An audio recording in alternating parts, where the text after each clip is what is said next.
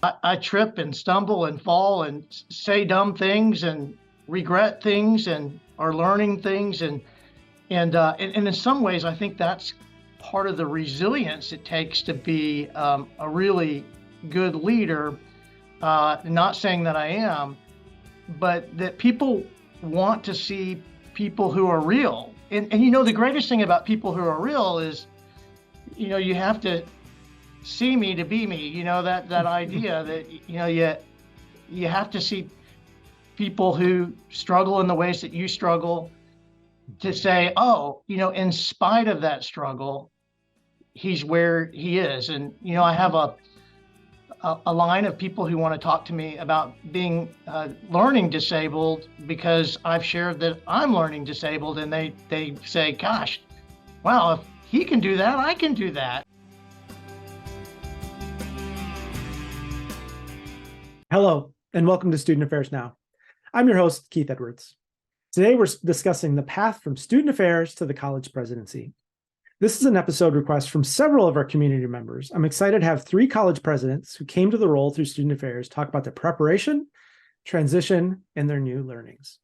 Student Affairs Now is the premier podcast and online learning community for thousands of us who work in, alongside, or adjacent to the field of higher education and student affairs. We release new episodes every week on Wednesdays. Find details about this episode or browse our archives at studentaffairsnow.com. Today's episode is sponsored by Simplicity. A true partner, Simplicity supports all aspects of student life with technology platforms that empower institutions to make data-driven decisions. As I mentioned, I'm your host, Keith Edwards. My pronouns are he, him, his. I'm a speaker, consultant, and coach, and you can find out more about me at keithedwards.com. I'm broadcasting from Minneapolis, Minnesota, at the intersections of the ancestral homelands of both the Dakota and the Ojibwe peoples. Let's get to our conversation. I'm so grateful to have all 3 of you here. Our schedulers were thrilled and amazed and stunned when we were able to find mutually agreeable time. So thank you for that. Let's just hear a bit from each of you in terms of introduction. If you just want to say a little bit about your role and just a little bit about your path, and then we'll get more into that. And Dr. Lori White, we're going to start with you. Hello, everyone. I'm Lori White. I'm the 21st president of DePauw University, small liberal arts college in Greencastle, Indiana. I spent 40 plus years working in student affairs, 8 years as a vice president for student affairs. Never imagined that I would one day be a college president. And in fact, that's why I'm so excited about this conversation, to talk about the ways in which my experiences as a vice president for student affairs prepared me well for the presidency. Awesome. Thank you for being here. Frank, let's hear more about you. All right. Well, gosh, Lori, I was thinking 40 years before this. Unbelievable. I'm Frank Shushok. I use he, him, his pronouns. And like Lori, in so many ways, life has been a beautiful surprise. I've been surprised at every turn of life. And, I like to say that because I think so many people think when you're young that people had it all figured out, and we don't. We learn as we go, and we say yes to opportunities right in front of us, and we take advantage of good people who see talent in us before we see it in ourselves. And we say yes to people who want to coach and mentor us, and those are all just incredible things. And that's kind of my story. I grew up in a small town in Texas. We didn't have a single stoplight. I would actually struggled with learning in high school, and I talked my way into college, and it was there that I really learned how to learn and learned about some gifts and talents I had, and it was that experience, falling in love with learning for the very first time in college, that I saw people doing what I now know as student affairs work, and I said, gosh, I want to do that. I want to be the kind of person that is doing what people do for me. And that got me on a journey that I would have never imagined it would land here. But just recently, prior to being in this role for 10 months as the 12th president of Roanoke College, I was the vice president for student affairs at Virginia Tech, and learning so much and having a ton of fun. Well, Roanoke has had fewer presidents than DePauw. Amazing, You're 10, isn't I'm it? 21. Yes. 21. What year was DePauw founded? 1837. Wow. And so we're 1842. So that's amazing, isn't it? Yeah. Yeah. Long tenures there. Rob Kelly, tell us some more about you. Sure. Rob Kelly, I'm the 21st president of the University of Portland, and came to this role in that position in July of 22. And a little bit about my background is I believe the biggest choices you can make are, where to go to college, who to partner with, who to spend your time with, who to work with. And luckily, I have been, and thankfully, I have been around people who have cared about me as a person, have looked out for me, were great storytellers and guides along the way. And so that's kind of how I ended up in a position such as this. As an undergraduate student at Loyola, Maryland, getting to know the dean of students and the president of the at the time the president of the college, but then having them kind of be guides and storytellers along the way. So I ended up eventually going into student affairs. When I made that decision, I remember someone said, "You're going to throw your life away going into student affairs. You need to get a law degree or a PhD in English or something like that." And I thought, well, that's not really what I want to do. And I remember saying to my parents, "These are the people that have really shaped me and have guided me along the way. And I want to do something like that for other students." And so I ended up going into student affairs, eventually got my first vice presidency at Seattle University, then went on to Loyola Chicago, and then at Loyola Maryland, my alma mater. But that's really kind of how I ended up in this kind of a position, thinking about who we're around, who gives us joy, and who can tell us really good stories to shed light on the world. And Keith, let me just mention, I can tell you some good stories about Rob Kelly, and just to be clear, I shared an office with Rob Kelly at the University of Maryland when we were in graduate school. And some of those stories aren't appropriate for this conversation, but I'm available offline. Oh, and it goes both ways. Yeah, So. okay. All right. That's what we refer to as mutually assured destruction, right? That's how we keep the peace there. As you can tell, this is not going to be a boring presidential conversation. So thanks to all of you for being here. I want to ask each of you, how has student affairs prepared you for this role? There's a unique experience, as all of you talked about coaches and mentors and guides who helped in your personal journey, but you all have a student affairs background. How has student affairs prepared you for this role? Let's begin with Rob. Sure.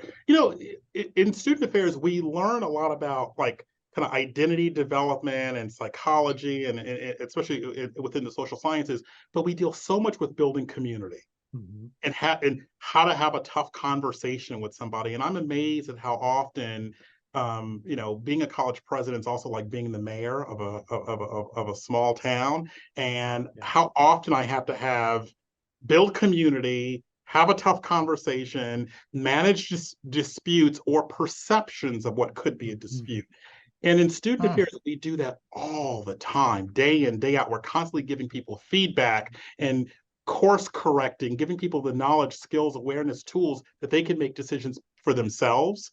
So while some people say, gosh, the presidency, you have ultimate power of what goes on campus, you actually don't. But you do have the pulpit, you do have the position where you can say certain things and you can spend time and you can show up, and that illustrates what the values are of the institution. But I find we do so much of that in student affairs, as often I would talk about us being the conscience of the institution in student affairs. We have to do more of that in the role of the presidency. And so I think that it was outstanding preparation for me to have that background and then come into this position. And I'm hearing a little bit about leading through influence. Oh, right? Very much so. Yeah. Go ahead, Lori. I was going to say that, Rob, such great points. I really undervalued the preparation of student affairs for this role. So when folks started approaching me first about considering a presidency, first, let me say, because 80% of presidents don't look anything like me, I thought to myself, those are roles for other people, not for me. And it took, as each of you have said, somebody who saw something in me that I hadn't yet seen in myself for me to even lean into the possibility of being a college president. And so of the three of us, I'm actually the senior member of the team in terms of longevity in the role. And the only reason that I say that is because I started my presidency in COVID. So I was named president March 9th or 10th, 2020. And then a week later, the entire world turned upside down. And so the way in which my student affairs experience prepared me as a new president to make the kind of complex decisions that most new presidents wouldn't have to make in their first weeks on the job, being able to lead in crisis situations. That's what we do every day in student affairs. As Rob said, being able to get people gathered as a community around this idea of making tough decisions, keeping people motivated, uplifted in the midst of all kinds of challenges, and then understanding that we have already had great experiences managing complex organizations. And so all of those things presidents do, and all of that I had to do in warp speed as a president who took over and had to lead the institution through COVID. You're making me think about, a most traditional path is professor, chair, dean, provost. I wonder if you think that there's a benefit to student affairs not being in a particular discipline, not being a physics or trained in so specific thing, because you've talked already about the complexity of problems and the many sides. I'm wondering if maybe our breadth of preparation, rather than a narrow focus on a particular academic discipline, gives us greater capacity to navigate health, community, policy, emergency, virology, all of those things kind of merging together. Yeah, one of the things I was going to say about Lori is I heard her, I don't know if you said it from a perspective of surprise, Lori, but it really stuck with me when we were together and you said it, and I've discovered I'm really good at this. And I suspect it's related to that student affairs training that you were talking about. I wonder if you could reflect a little bit about what surprised you about being really good at being a college president. I think it's because we have always been told that the path to the presidency is through the academic side of the university, being a department chair, being a dean, being a provost, and then being a president. And as it turns out, really, I think all of that is not necessarily relevant to being good in the job. Certainly, I think there is a tendency for search committees to lean into people who have been faculty members. But Keith, to your point, I think regardless of the discipline, if you've only been a faculty member, you don't have the broad perspective of leadership that we all have based on our student affairs experiences. And so each day, the more that I did the job, the better I understood I was at it, and finally had to say to myself as I looked in the mirror, I'm a really good college president. I love that. I even think about when we were all serving in these various roles, I would look at the two of you, Lori and Frank, and say, okay, gosh, okay, I understand like what they're doing, because each of you were excelling in things like fundraising, teaching, writing, crisis management, inspiring people. I mean, all the kinds of things that we have to do day in, day out, let alone the supervision and all that kind of stuff of people and executing really cool, complex ideas.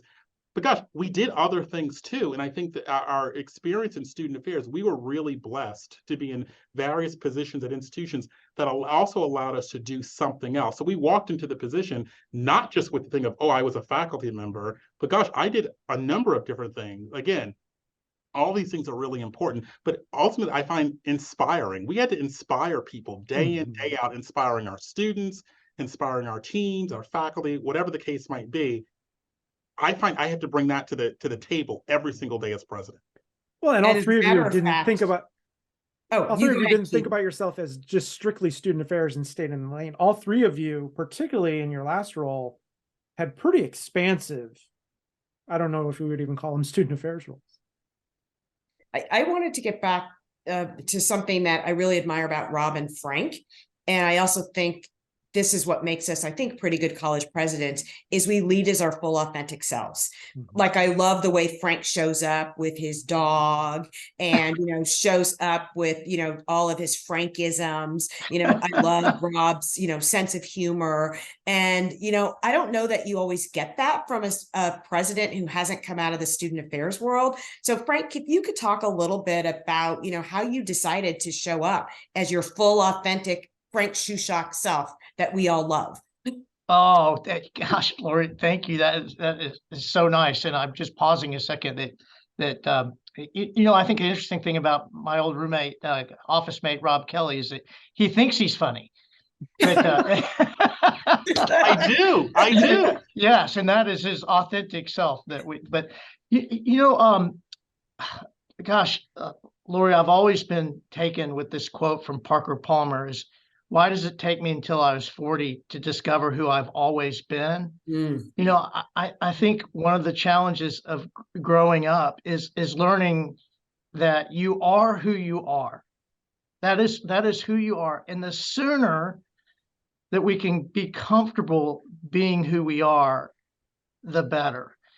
And I think along the way, I've just learned to be okay with being my whole self. And I share very openly that I struggled mightily with a learning disability growing up, and that honestly, I barely graduated from high school. But I'll tell you the truth, I did not share that publicly or really with friends and colleagues until I was 40. And it was because I was embarrassed about that. And I thought, well, in academia, I didn't want to, let people in on that. But along the way, and I have to thank reading and good mentors and people who you just realize people are most effective when you trust that they're being who they really are. And part of being who you are is not perfect. Golly, I trip and stumble and fall and say dumb things and regret things and are learning things. And in some ways, I think that's part of the resilience it takes to be a really good leader. Not saying that I am, but that people want to see people who are real. And the greatest thing about people who are real is, you have to see me to be me, that idea that, you have to see people who struggle in the ways that you struggle to say, oh, in spite of that struggle, he's where he is. And, I have a line of people who want to talk to me about being learning disabled because I've shared that I'm learning disabled, and they say, gosh, wow, if he can do that, I can do that. And that's all of us. I think one of the reasons we wanted to host this episode is because we have so many people wanting to know about the experience of student affairs practitioners and going into the presidency. I think there are many student affairs professionals who are thinking about this or toying with the idea or wondering maybe one day, some more seriously than others, but many I think are unsure how to make that transition. I've been a VP for 15 years, but I don't get any calls about presidencies making that transition. What have you all learned about making the shift from student affairs to college president? Frank, maybe you can start with you. Oh, gosh, I want to back up. I heard Rob say something about, his journey. And, part of me feels like it starts with a disposition of saying yes to opportunities that are right in front of you, and trying new things and not being afraid to try new things. And I'm going to triple down on this. There is no one single path to the presidency, and lots of people are going to give you narratives that say you have to do this. In fact, they'll say this about becoming a chief student affairs officer or being a dean of students. Well, you have to do this, or you have to go to this kind of school, or whatever. I just think for every one of those, I can give you 5 examples of where it wasn't the case. And so, that's why playing to who you are, saying yes to opportunities right in front of you, investing in opportunities to get to know other leaders are all really, really important things. So it seems to me that the pathway to the presidency has been, started back when I was a residence hall director at Ohio State. I took my, every time when I applied for an assistantship at Ohio State, I wanted, because I had done student activities as a college student, that was the only assistantship I wanted was in student activities. And lo and behold, the one assistantship I did not want, which was working in housing, is the one that I got. And then, I did that and I realized, oh my gosh, I love housing. And so I applied for residence hall director jobs, and I landed at my campus where I got a residence hall director job, and they said, we need someone to work in fraternity and sorority life. And before I even started. And so I did that in an interim way. So just saying yes and being flexible and asking yourself what you can learn surprisingly is the path to greater responsibility and greater contribution, I think, because you're willing to serve where you're needed, and to serve the institution in a particular time, and to learn new things. And most importantly, it seems like learning to fail and feeling comfortable with failing, or not knowing something, to try something new. I don't know what Rob and Lori think about that, but it's kind of a different way of thinking about, what's the pathway to the presidency. I mean, gosh, I love Robert Greenlee's idea: serve first and people will ask you to lead. Just serve, get your hands dirty, do what needs to be done, say yes, surround yourself with good, positive people, and think about possibilities and opportunities. I think about the experience of one of my favorite jobs that I've had throughout my entire career was when I was a hall advisor. I had like 5 RA. I'd never been an RA before. I had 5 RAs and like 150 students in a little building in Burlington, Vermont, at the University of Vermont. I thought that was such a great job to have. But I also think you have to say, thank God for unanswered prayers, because there's been some jobs I've applied for. And I'm thinking, thank goodness I didn't get that job. Oh my It wouldn't have goodness. been a good fit. It really wouldn't have been a good fit. And when we try to kind of be something else or do something else, things turn out badly. And even like kind of to put yourself out there, to have that, like, oh, I'm going to put myself out there to apply for a presidency and not get it. Like, that's huge. And one of my professors had once said, find the truth in what you oppose and the error in what you believe. Because sometimes I think in student affairs, and probably any field of profession, you can drink the Kool-Aid and believe you are right about everything, and you have a bead on the institution and who's committed and who's not committed. And I think we have to say, you know what? Let me just take a step back and listen and learn and hear from other people. And I find that then you open yourselves up to the possibility of things that you never thought might be possible, or people can see you in a way that you didn't, back to Lori's point, you didn't see for yourself. Yeah. So I found that just being open to it allows me to think of myself differently and allows other people to see me differently. I don't know if I ever thought I would have taken this path to a presidency. At one point I remember thinking, I'm working too much. I have like 3 or 4 jobs, I was thinking, and yet I have to constantly bring myself back to what's bringing me joy. Where can I find the joy in what I'm doing? Because we cannot lead from a place of crisis management. Often it happens in student affairs. You focus on the crisis and you try to lead from the crisis. That's not life-giving. And eventually you get burned out. Frank, you said something about being called to serve. And when people ask me, do I love my job? I say I loved being a vice president for student affairs. I would have done that for the rest of my life and happily retired from that job. I feel called to serve as president at this place in this moment. And the types of experiences that I think have led all of us to be successful are, we've already talked about the broad perspective that you get as a vice president for student affairs. And then there are the specific things that search committees will be looking for when you throw your hat in the ring for being a college president. So they want to know that you know how to raise money. And many of us get engaged in fundraising, even if it's not at the formal level of the university. Yep. We raise money for our church, for our fraternity or sorority, or those of us who are involved in NASPA. I'm on the foundation board. We raise money in that way. And so those are ways in which we can share that we have experiences in fundraising, even if we haven't done it formally at the institution. It's important to have experience in academic affairs, which all three of us do. We've all served as professors, adjunct professors, clinical professors, professors of practice, whatever the term is. We're all active in our scholarship, and that's important too, particularly if you don't come out of the faculty. The faculty want to know that you understand their world. And so if you don't yet have a faculty appointment, then you should figure out a way to negotiate that and keep up with some level of writing and research. That is really important as well.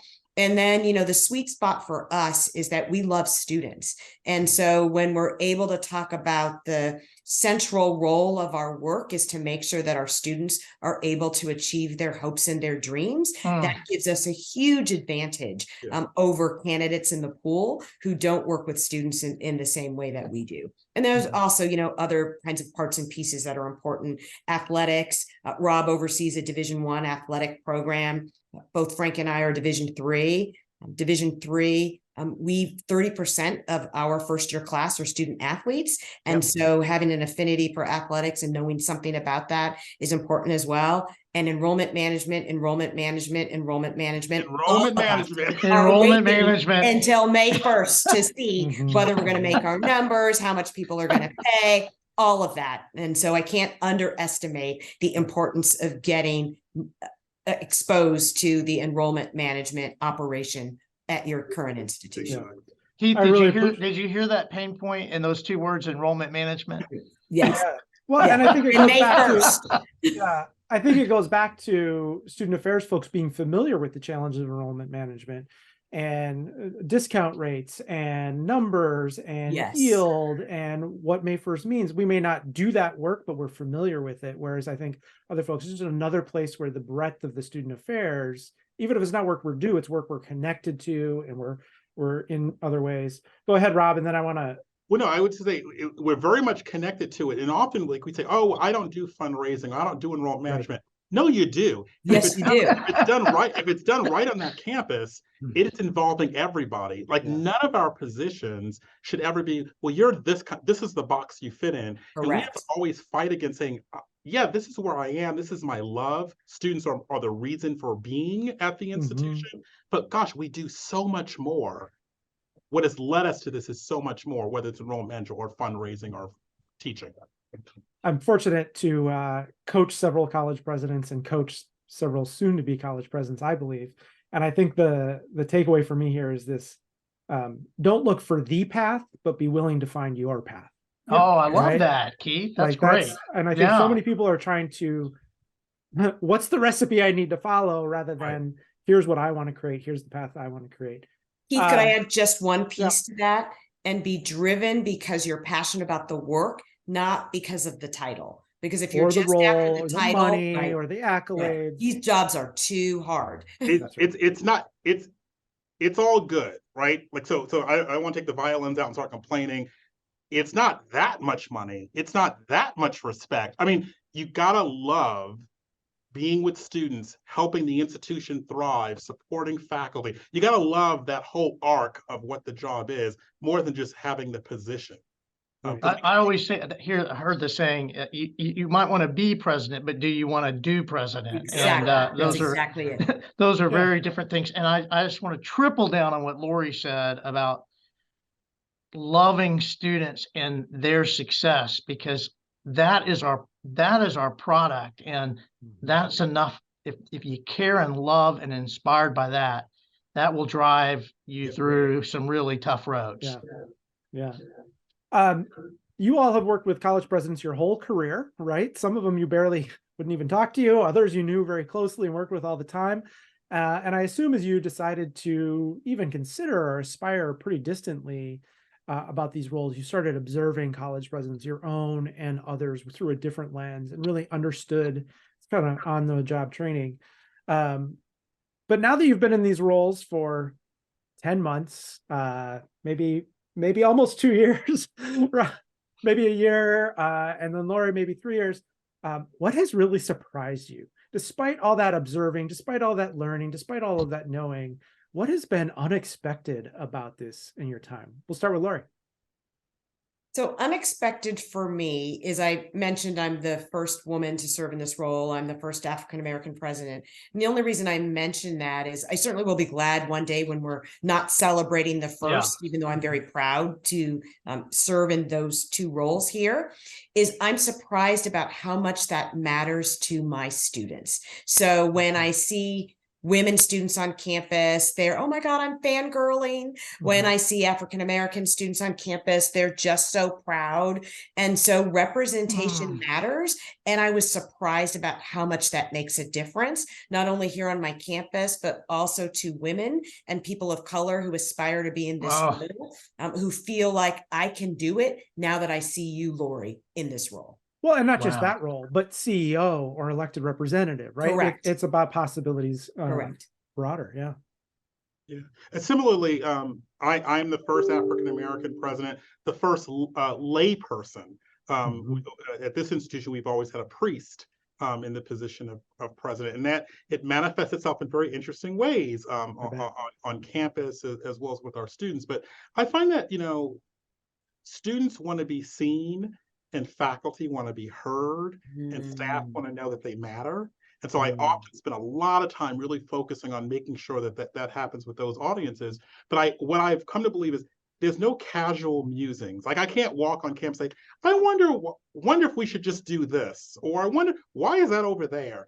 Because what happens is people hear it, and often there's this feeling of, oh, I want to make sure the president is happy, or the president understands what's going on. And so people have changed the color of walls. Like, just because I made a comment one day in passing, or kind of, were you upset about something today? Because I might have been looking at my phone and not joyfully engaged in the life of the campus from where I parked my car to walk to my office. Paying attention to those things, I think, is really important for a president. And I've seen some presidents be so wonderfully engaged in the life of the institution.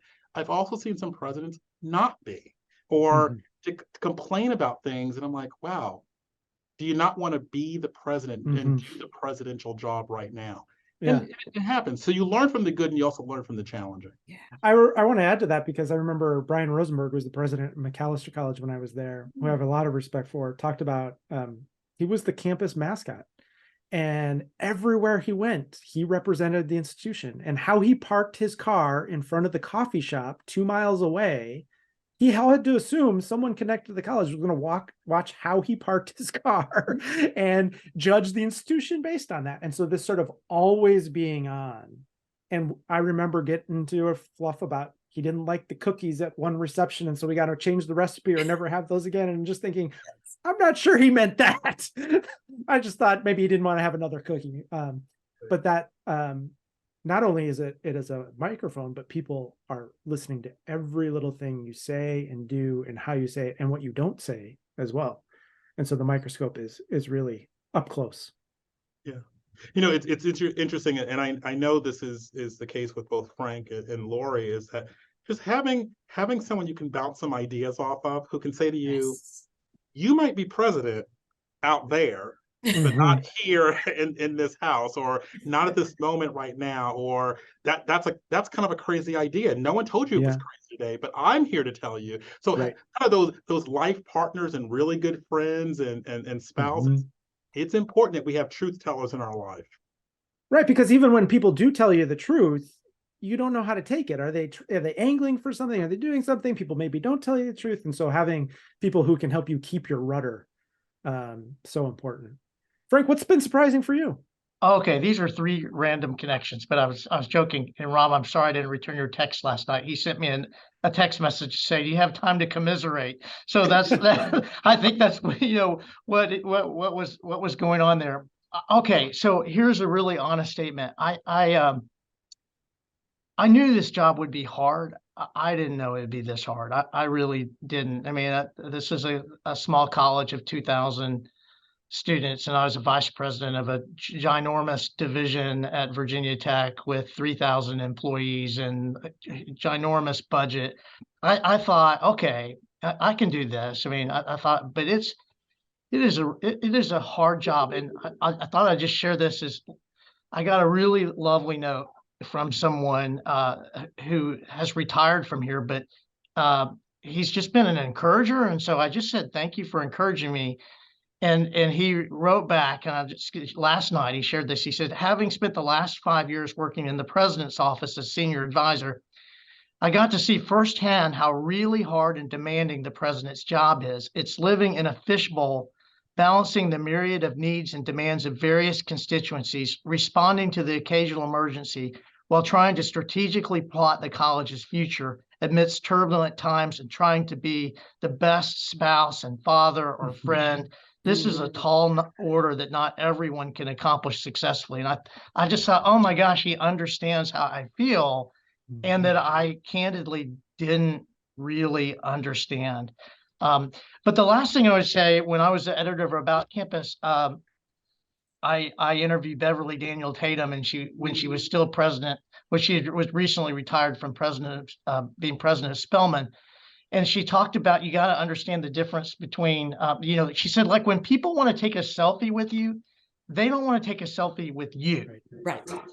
They want to take a selfie with the president, and that you have to really understand that what people are attaching to is the role you play, and it's not you at all. So her point was, if you think if this is feeding your ego, you're in trouble. And on the flip side, she was also went on to say, when people put hard stuff on you or unfair stuff, that they're often putting it on the role and not you. And those two things just continue to resonate with me. Yeah, I just told a leader who was having a tough time earlier today, Frank will use the example. This is not feedback for Frank. This is feedback for the president.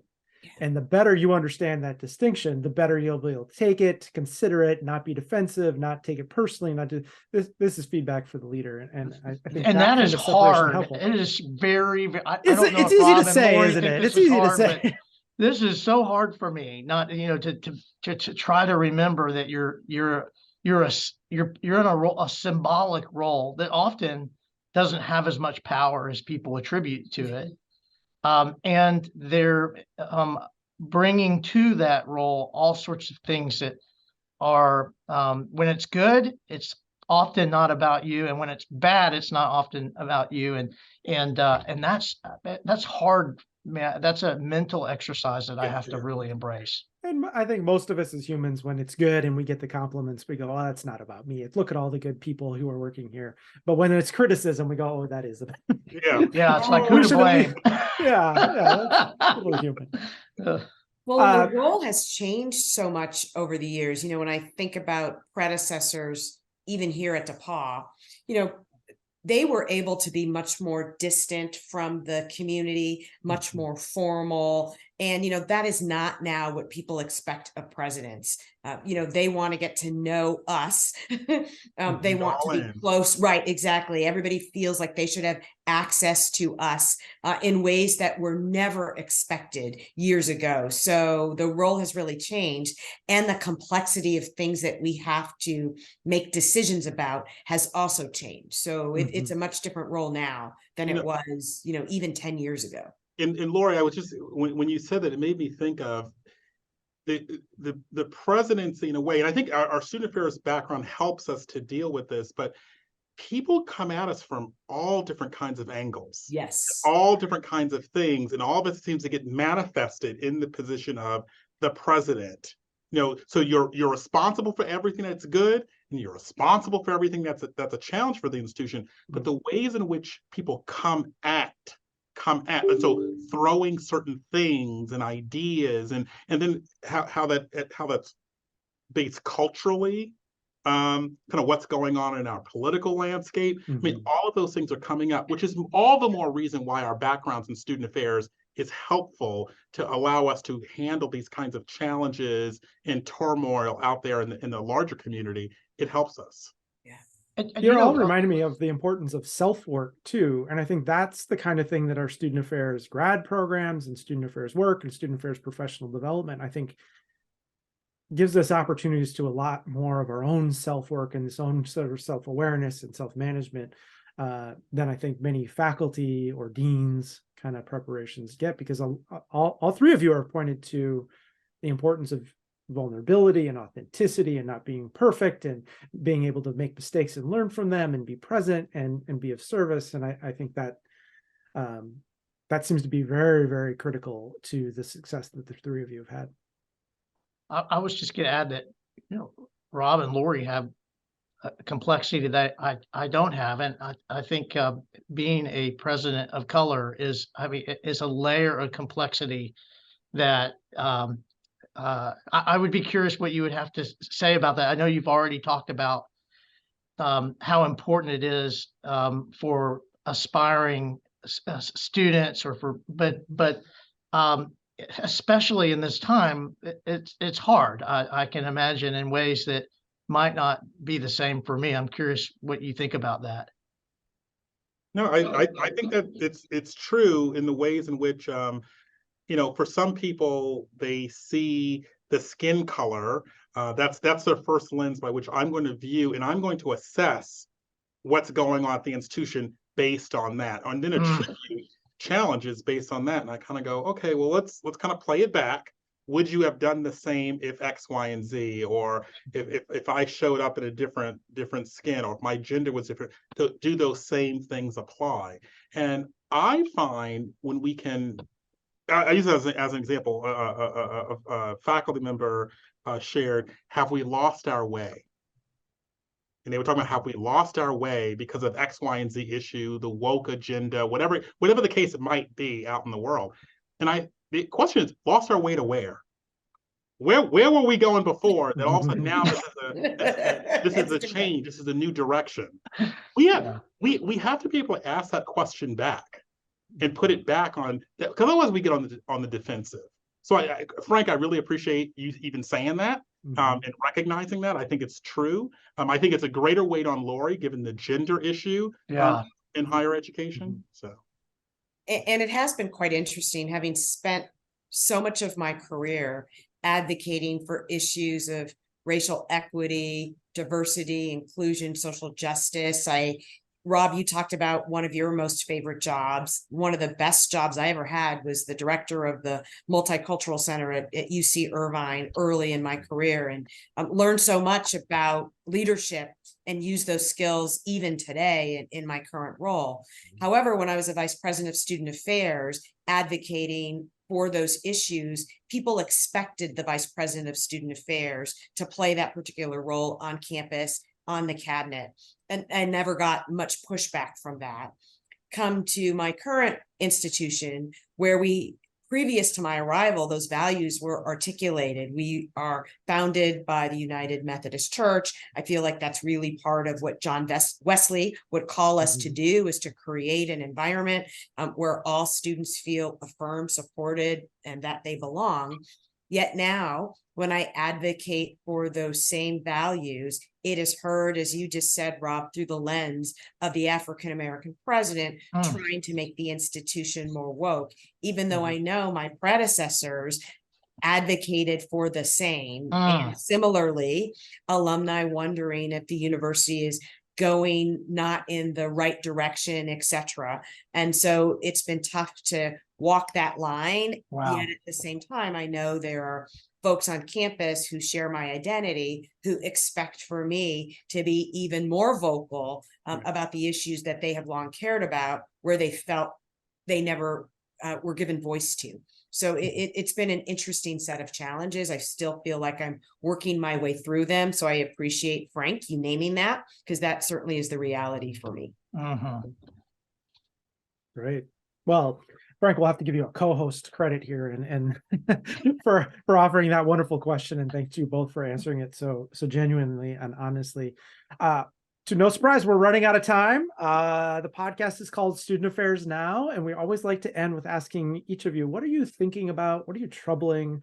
what are you pondering? What are you delighting in now? It might be something related to this conversation, or it might be something salient to the things in the world or the challenges you're facing. And also, if you want to share where folks can connect with you, where they can do that. But Rob, let's start with you. What's on your mind these days?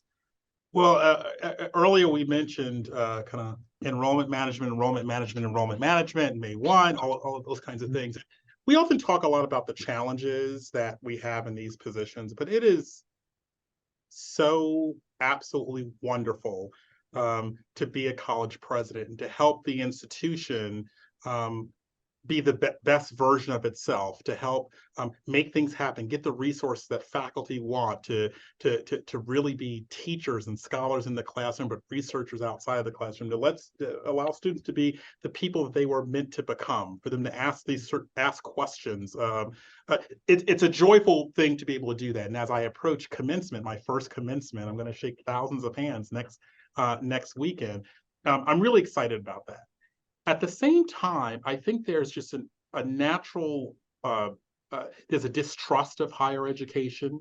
There's a belief that, do you really need a college degree? And I often laugh at these kinds of things, because while we criticize higher education, we've yet to put anything in its place.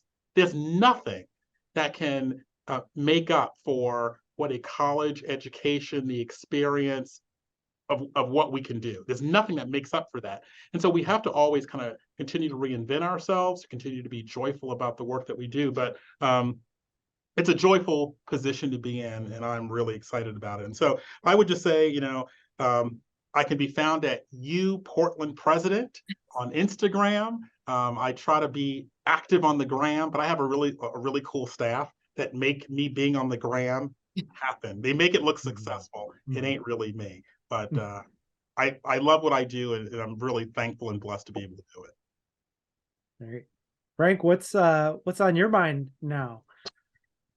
All right, one practical for the audience is I read a stat yesterday that in the next 5 years, 50% of the college presidencies will turn over. Next 5 years, 50%. So if you're looking for a way to serve and to make a difference, I invite you to join the club. The thing that I think about a lot, and I'm going to connect it to what Rob said, and in fact, I think maybe Rob and Lori and I need to write something about this. But I'm worried about the social fabric of our country. And I'm worried about democracy. I am worried about relationships across all sorts of demographics. There's a really interesting study that UC Berkeley did that are 80% of our major cities are more segregated today than they were in 1990. One of the most beautiful things about higher education in the college or university is that we bring people together across all sorts of racial, religious, socioeconomic boundaries, and people actually become friends with one another.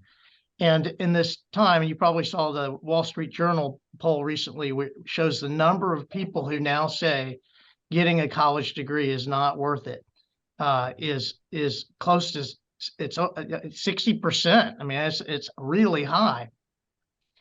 If you think about the impact of that from a social fabric and for our country, it's really, really important that we articulate the value of a college degree, and it is directly related to the kind of world we want to live in, and we've got to knit it together and figure out how to work together and find common ground, and how to listen to one another and care for one another and disagree with one another. All those kinds of things. And I think we play a really important role in that. Wonderful. Lori, what are you pondering these days? I grew up in San Francisco, California, in a wonderfully diverse neighborhood with kids from all different races, different ethnicities, different religious traditions, ideologies, etc. And so what I am joyful about is being president specifically of a small residential liberal arts college, largely for the reasons that Rob and Frank talked about. We are one of the few places left in our country that actually bring people who are different together and ask them to figure out how to create community in the messiness of this very messy world.